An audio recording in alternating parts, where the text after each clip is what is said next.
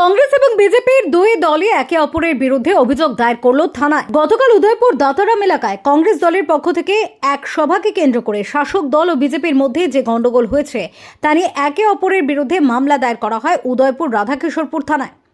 কংগ্রেস দলের পক্ষ থেকে গোমতী জেলার জেলা সভাপতি টিটন পাল সাংবাদিকদের বলেন, গতকাল কংগ্রেস দলের যে সভা চলছিল তা বানচাল করার জন্য শাসক দলের পক্ষ থেকে আক্রমণ করা হয়, আর তাতেই কংগ্রেস দলের 5 জন কর্মী আক্রান্ত হয়। এরা হলেন মিলন কর, পিয়াস মিয়া, প্রীতম বৈদ্য, আব্দুল কাদের এবং তপন নমদাস। আর একটি গাড়ি ভাঙচুর করা হয়। এদিকে শাসক দলের পক্ষ থেকে অভিযোগ করা হয়েছে, কংগ্রেস দলের পক্ষ থেকে টিটন পালের নেতৃত্বে বিজেপি দলের উপর আক্রমণ করা হয়, আর তাতে মুক্তার হোসেন নামে একজন আহত হয়েছে। দুই পক্ষের তরফ থেকে থানায় মামলা দায়ের করা হয়। আহতরা গোমতী জেলা হাসপাতালে চিকিৎসাধীন। দাতারাম বাজারে আমাদের একটা বাজার সভা ছিল ভারতীয় জাতীয় কংগ্রেসের তরফ থেকে। এটা মাদারবাড়ি ব্লক কংগ্রেসের উদ্যোগে এই সভার আয়োজন করা হয়েছিল।